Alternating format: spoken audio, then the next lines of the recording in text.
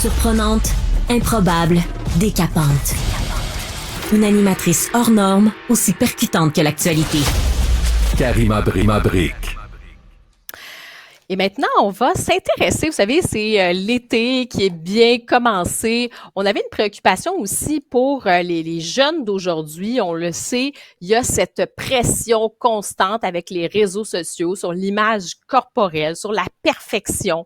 Même s'il y a un discours aujourd'hui sur ce qu'on appelle le bel anglicisme, le body positive, là, d'avoir finalement une approche positive des corps, peu importe la forme, la grosseur, l'âge, il y a ce beau discours qui infuse un peu partout. Oui, c'est beau, mais dans la réalité, est-ce que nos jeunes vraiment se sentent bien dans leur corps? Est-ce qu'on observe, par exemple, des problèmes en lien avec l'alimentation, en lien avec des troubles alimentaires qui sont liés à l'image corporelle? Et aussi sur la question des chirurgies, je ne sais pas si vous avez vu ça à une époque, bon, il y avait les chirurgies esthétiques, ça existe toujours, hein, c'est un marché de milliards et de milliards de dollars à travers le monde, mais aujourd'hui, chez les jeunes, la pression, c'est beaucoup les injections, très jeunes quand même. Et donc, vous arrivez à 18 ans ou même avant, on verra d'ailleurs un petit peu plus tard, là, on aura un chirurgien esthétique qui va nous dire est-ce qu'il y a des jeunes qui essayent de faire ces fameuses injections dans les lèvres, dans le visage, du botox, etc., etc. Donc, on va parler de tout ça. Et pour commencer, je voulais parler avec Andréane Dufault-Bouchard. Elle est nutritionniste et chef de projet chez l'organisme Équilibre. Madame Bouchard, bonjour. Bonjour. Merci d'être avec nous. Donc, j'ai envie premièrement de vous poser la question, est-ce que nos jeunes d'aujourd'hui sont plus à l'aise avec leur corps ou non? C'est embêtant parce que l'adolescence, c'est une période de grande vulnérabilité, hein, le corps change, les transformations sont très rapides. Évidemment, ça ressemble très rarement aux images de perfection qui sont présentées sur les réseaux sociaux. Ce qu'on sait, selon une enquête québécoise auprès des jeunes du secondaire, c'est que 55% des adolescents et adolescentes sont insatisfaits de leur apparence physique. Donc, on voit que ça préoccupe quand même beaucoup les gens. On a fait, nous, Équilibre, un sondage avec la firme Léger aussi, auprès de la population québécoise l'année dernière, et on a des données aussi qui sont quand même alarmantes, là. Donc, il y a 31% des 14-17 ans qui rapportent que leur poids les angoisse, les stresse, 43% qui vérifient leur apparence dans le miroir dès qu'ils peuvent. Aussi, sur les réseaux sociaux, il y a 72% qui affirment que les standards de beauté véhiculés sont pas réalistes, mais en même temps, il y a 28% qui sont d'accord que ces mêmes standards-là les font douter de leur valeur comme personne. Donc, c'est comme si, même si on le sait que c'est pas toujours réaliste, même si on le sait qu'il y a un marketing autour de ça, des filtres et tout ça, ça nous affecte quand même aussi. Donc, la situation gagne quand même à être améliorée encore, malheureusement, malgré tous les mouvements qui existent, effectivement. Mais c'est-tu un gros mensonge, cette idée à ce moment-là de body positive? Là, j'emploie l'expression parce que c'est l'expression qui est souvent consacrée. C'est un gros, finalement, un gros leurre. On a l'impression que oui, tout est ouvert, on est ouvert à la diversité corporelle, mais au fond, c'est un gros mensonge. Ben en fait, c'est que changer une norme sociale, c'est très long, c'est beaucoup d'efforts, c'est beaucoup de travail. Ça fait longtemps que la minceur ou la musculature est valorisée. Le body positive, ce qu'il y a eu de positif, justement, c'est que ça a permis d'exposer des corps plus gros qui sortent de la norme plus traditionnelle de minceur et de la mettre de l'avant, de valoriser ces corps-là. Donc, ça a eu quand même du bon parce que, justement, ça a permis d'habituer l'œil à d'autres choses, de démocratiser la variété de corps qui existent. Mais en même temps, ça met encore beaucoup l'accent sur l'apparence du corps. On veut aimer notre corps, on veut montrer notre corps. Donc, ce qu'on essaie d'inviter les gens à faire aussi, des fois, c'est plus de miser sur l'aspect fonctionnel du corps. Qu'est-ce que mon corps me permet d'accomplir indépendamment de son apparence? Puis des fois, il y a des gens qui vont pas arriver à aimer leur corps, embrasser leur courbe, tout aimer. Puis c'est pas nécessairement un objectif à atteindre. Donc, en espèce de continuité, dans le fond, au mouvement du body positive, il y a la neutralité corporelle qui a émergé, puis qui est vraiment ça, c'est de se dire, tu sais, je suis pas obligée d'aimer mon corps parfaitement, mais j'accepte que mon corps, c'est ce qui me permet de vivre ma vie, j'essaie d'apprécier, qui me permet de voyager, de voir mes amis, de faire des loisirs, puis j'essaie de m'en occuper puis d'en prendre soin pour le garder en santé, pour me permettre de faire ce que je veux faire. Donc, c'est comme une distinction un petit peu entre ces mouvements-là, mais c'est sûr qu'il faut continuer d'aborder ce sujet-là, il faut voir plus de diversité corporelle sur les réseaux sociaux, à l'écran, il faut la normaliser, mais il y a beaucoup de préjugés à l'égard du poids encore, beaucoup de grossophobie, beaucoup encore de minceur qui est surreprésentée. Donc, on n'a pas fini notre travail, même s'il y a des choses qui s'améliorent encore. Et je veux revenir donc en termes de santé, de nutrition.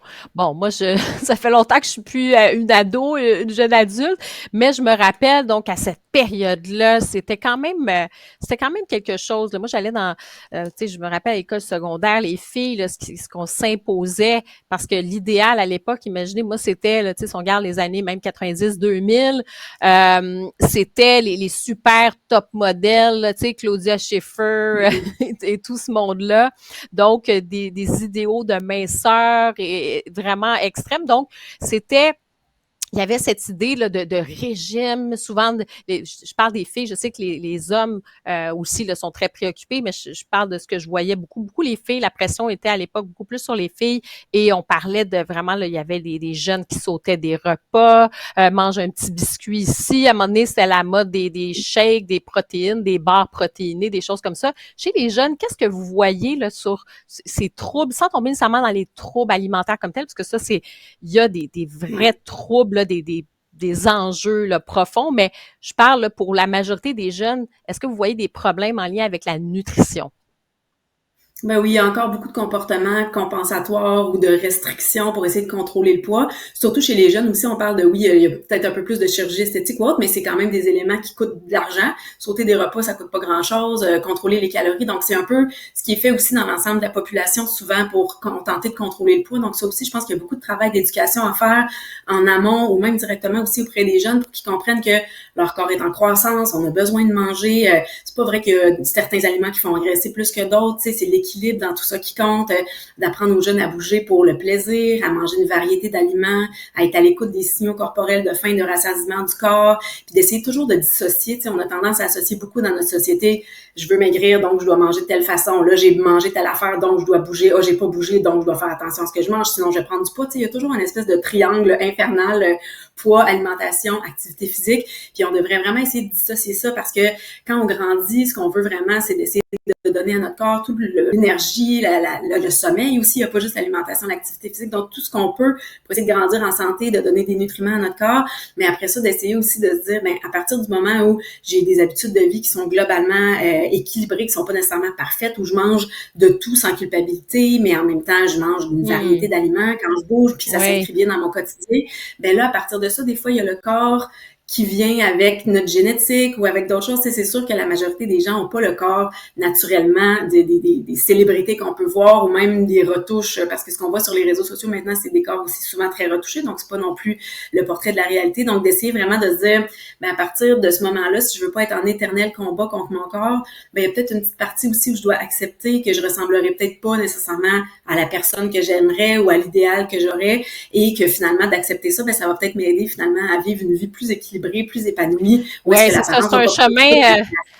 C'est ça, c'est un chemin à accomplir. Qu'est-ce que vous observez là, concrètement, là, si on regarde, quelles sont les pratiques nutritionnelles à risque que vous observez chez des jeunes? Là? Y a-t-il des tendances en ce moment que vous voyez, vous dites attention là? Ben sur les réseaux sociaux, il y a toujours plusieurs tendances de toutes sortes d'affaires, mais dès que ça a l'air trop beau, trop facile, que c'est quelqu'un qui est un pseudo-expert, qui représente sa propre opinion, ben c'est toutes sortes de petits drapeaux rouges. Donc, il faut vraiment essayer de développer notre esprit critique, peu importe la méthode, parce que les méthodes changent toujours. Des fois, ça va être des vedettes qui vont faire la promotion de certaines choses. Des fois, c'est nos amis par du marketing de réseau qui vont se mettre à faire la promotion de certains produits. Il y a toutes les what I eat in a day qu'on peut voir aussi qui peuvent nous inspirer parfois, mais qui peuvent aussi nous amener à nous comparer puis être pas bon non plus, ni pour notre santé physique, ni pour notre santé mentale. Donc, de vraiment se dire, moi, qu'est-ce qui me plaît? Il n'y a pas de solution miracle. Puis s'il y en avait des solutions miracles, tout le monde l'aurait appliqué. Donc, c'est vraiment de se dire, l'équilibre, c'est sûr que c'est pas très vendeur, puis c'est pas très miraculeux, mais c'est vraiment ça qu'on devrait viser. Donc, de vraiment se dire, est-ce que c'est un expert qui parle? Est-ce que c'est un professionnel de la santé qui est encadré par un ordre professionnel aussi, qui s'assure que ses connaissances sont toujours à jour, que c'est basé sur la littérature scientifique? Donc, il y a plein d'éléments comme ça, mais de se dire, si ça a l'air trop beau pour être vrai, ben ça risque malheureusement de pas fonctionner. Puis si ça fonctionne tant pour cette personne-là, ça veut pas dire que ça fonctionnerait pour moi non plus. Puis moi, de quoi j'ai besoin, qu'est-ce que je gagnerais vraiment. Puis des fois, de se poser la question, c'est quoi la place que l'apparence occupe aussi dans ma vie? Puis à quel point, justement, ça prend un peu de place correcte. Tu sais, je pense pas qu'on peut complètement être insouciant de notre apparence dans la société dans laquelle on vit, mais à quelque part, si ça prend trop de place, ben là, c'est de voir, tu sais, qu'est-ce que je manque dans ma vie puis à quel prix, dans le fond. Et je veux revenir sur des trucs concrets. Par exemple, on entend souvent, bon, il y a du jeûne intermittent. Il y en a qui vont littéralement arrêter de manger certaines affaires. Chez les adolescents, là, qu'est-ce qui est à risque, justement, comme pratique là, que vous voyez? Ben, dès qu'on coupe des calories, dès qu'on mange pas assez, ben c'est sûr que ça nuit à la croissance. Donc, il faut faire attention à ça. Puis au-delà des impacts physiologiques aussi, il y a tout le développement de la relation avec la nourriture. Plus on développe une relation troublée avec la nourriture, qu'on se met à exclure certains aliments, quand on se dit, mettons, je mange pas tel groupe d'aliments, ou je mange pas après telle heure, ou moi je mange pas telle affaire, ben souvent ça fait justement en sorte que on va se priver, puis ça c'est très bien démontré dans la littérature, dès qu'on se prive de quelque chose en général, quand on se le permet, ben on a de la misère à en manger dans des quantités qui correspondent aux besoins du corps, parce que c'est comme si là c'était la dernière fois qu'on se le permettait, puis là, après ça on se dit bon, je suis pas capable de me contrôler, donc je peux plus manger ça, donc j'en mange plus, puis on est comme pris dans une espèce de cercle vicieux qui est très typique des régimes, puis qui est très malheureux dans le fond, parce que on est très focusé sur moi je veux perdre du poids, je suis prête à tout, je suis prête à tout pour faire ça, donc c'est pas grave, je me prive, je vais être capable. Mais après ça, on se blâme aussi comme personne, on se dit c'est moi qui ai manqué de volonté, j'aurais dû, je suis pas bon, je suis pas bonne. Puis tout ça, c'est très normal, mais dans le fond, quand on commence à embarquer dans ce cycle-là, mais ça peut mener éventuellement à certains troubles de comportement alimentaire pour certaines personnes qui sont plus prédisposées, mais ça peut aussi rester ancré dans notre vie très longtemps, même jusqu'à l'âge adulte. Donc c'est important d'essayer de parler aux jeunes, puis à justement faire confiance à leur corps, manger de tout, puis on a tendance, justement, on veut les protéger, nos enfants, puis on veut essayer qu'ils prennent pas trop de poids parce qu'on entend tous les problèmes de santé associés au poids ou à cause de tous les préjugés, mais dans le fond, il y a beaucoup de croyances à déconstruire par rapport à ça aussi, puis de les restreindre ou de passer des commentaires là-dessus sur le poids, sur ce qu'ils mangent, finalement, ça va leur nuire plus que ce qu'on peut penser à long terme, ça va moins les aider Ah, que ce c'est qu'on ça, je voulais voudrait. revenir là-dessus, parce que le temps file, mais quand vous dites le discours des parents, oui, on le sait, là, le discours, bon, faut que tu manges bien équilibré, mange des fruits, des légumes, tout ça, mais quel discours éviter là, pour les enfants, pour les jeunes aujourd'hui? Est-ce qu'il y a des discours à éviter? Ben, ce qu'on dit puis ce qu'on fait aussi. Des fois, sans même le vouloir, tu sais, si on s'habille, qu'on se prend le petit bourrelet, qu'on se dit, oh, je fais dur là-dedans, j'ai pris du poids, faudrait que je fasse ci. Des fois, on fait des petits commentaires comme ça qui sont même pas destinés aux jeunes. Ou si on dit, oh, t'as-tu vu la voisine, elle a perdu du poids, oh, cette vedette-là, elle est donc bien belle, elle est mince. Tout ça, ces commentaires-là, faut juste en prendre conscience. Il faut pas se blâmer parce que on fait jamais ça volontairement pour nuire. Tu sais, on veut protéger nos enfants de cette souffrance-là, au contraire. Mais dans le fond, tout ça, ils les entendent, ça les influence. Et si, comme parents, on mange différemment de nos enfants, si on fait des commentaires sur notre alimentation, si on dit, maman, mange pas de dessert, elle fait attention à son poids ou des choses comme ça, ben, c'est des choses qui vont enregistrer aussi. Donc, le mieux, c'est d'essayer d'être un modèle puis de prendre conscience du rôle de modèle qu'on est, puis peut-être de travailler nous-mêmes aussi sur notre relation avec notre corps ou notre nourriture, mais surtout faire attention à ce qu'on dit. Puis même dès le plus jeune âge, dès 5 ans, les enfants commencent à prendre conscience, à entendre puis à être influencés. Donc, c'est beaucoup plus jeune que ce qu'on pense, l'influence qu'on peut avoir. Puis d'apprendre à valoriser nos enfants aussi. On peut leur dire encore qu'ils sont beaux et belles, mais de leur dire, hey, t'es bon, t'es intelligent, t'es créatif, ton corps bouge vite, je te félicite pour plein d'autres aspects pour que finalement leur estime d'eux-mêmes repose sur des piliers plus solides que juste l'apparence physique. Oui, c'est fondamental, effectivement. Et que penser là, des fameuses poudres de protéines? Il y a beaucoup de jeunes qui décident de faire du sport dans une démarche, là, qui se disent, ah ben oui, je veux me muscler, je veux... puis ils se mettent à prendre justement toutes sortes de composés, des poudres qui s'achètent maintenant. Est-ce que c'est quelque chose qui est à déconseiller ou à conseiller ou faut être vigilant pour des adolescents? Ouais, faut être vigilant pour tout le monde en fait, mais premièrement, ben c'est de l'argent dépensé. Souvent le contenu de ces poudres-là, c'est pas toujours vérifié, on sait pas exactement ce qu'il y a là-dedans. Puis dans la très grande majorité des cas, c'est pas nécessaire non plus. On peut très bien combler nos besoins en protéines quand on s'entraîne puis qu'on n'est pas un athlète olympique avec une alimentation équilibrée. Donc faut faire attention parce qu'il y a comme une espèce d'effet d'entraînement aussi. Tu sais, on va au gym, on prend une poudre, puis ça fait comme partie de ça. Les jeunes en prennent de plus en plus. Il y a eu un documentaire aussi sur toute l'hypermusculature puis les stéroïdes dernièrement là, qui est sorti il y a quelques mois qui parlait aussi de ça. Donc d'essayer de dénormaliser ça parce que c'est pas juste tu peux aller au gym sans prendre toutes sortes de poudres, puis tu peux te rentraîner puis être en forme sans nécessairement aller au gym aussi, tout est correct, mais dans le fond, c'est juste de voir, encore là, moi, qu'est-ce que j'aime, puis est-ce que j'ai vraiment besoin de ça, puis justement de s'informer auprès de sources crédibles, donc des professionnels de la santé, des nutritionnistes, des kinésiologues, mais c'est sûr que le gym qui vend la poudre en question, peut-être que c'est pas la personne la plus détachée et neutre pour parler de ça, donc sans conflit d'intérêt, donc d'essayer de développer aussi notre esprit critique par rapport à ça et s'informer, là, je pense que c'est une bonne approche avec les jeunes aussi, parce qu'on veut pas non plus interdire dire ou se mettre en situation moi je sais qu'est-ce que tu devrais faire, tu devrais pas faire ça, mais les amener à réfléchir aussi à ça, à qui ça sert ça, qui ça enrichit, toi, combien d'argent ça te coûte, est-ce que cet argent-là, tu aurais envie de le mettre peut-être sur d'autres choses que tu aimerais faire aussi, donc les amener à prendre conscience de ça, puis de déconstruire plein de croyances aussi qui existent avec justement de l'information crédible. Et je veux vous amener aussi sur le terrain du véganisme parce qu'il y a beaucoup de jeunes qui ont cette conscience là, sociale sur les animaux, sur la maltraitance animale, puis ils se disent ben moi je veux pas être végétarienne, je veux même être végane, là, complètement végane, 100% végane. Est-ce que c'est quelque chose qui est conseillé pour les adolescents?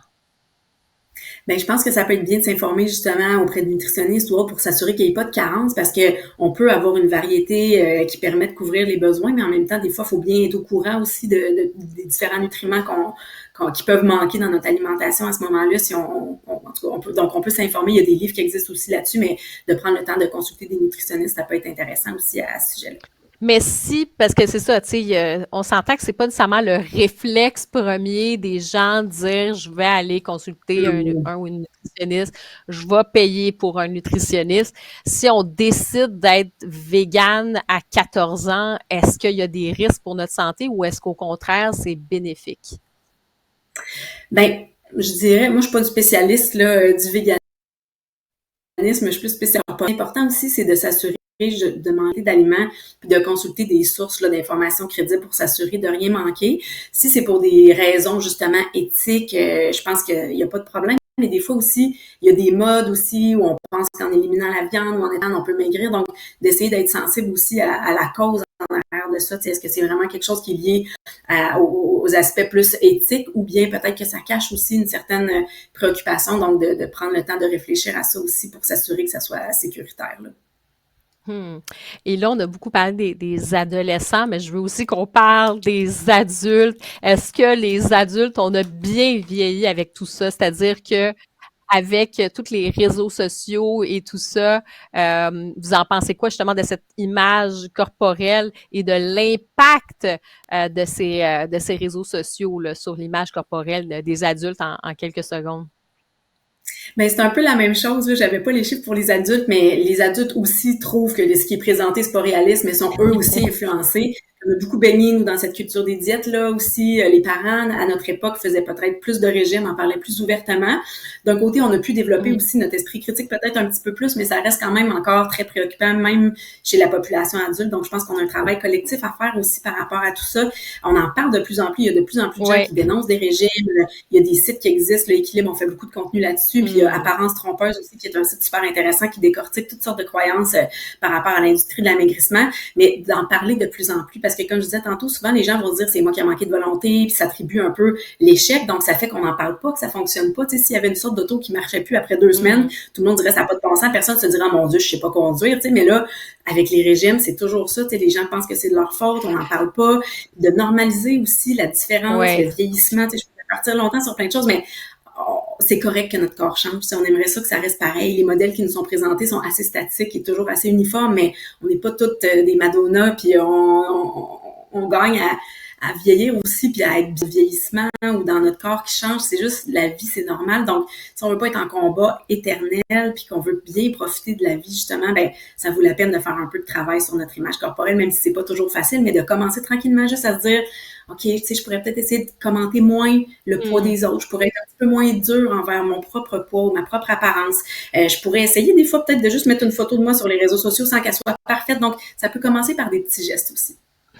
Andréane Dufour-Bouchard, merci beaucoup d'avoir été avec nous aujourd'hui. Merci à vous. Au revoir.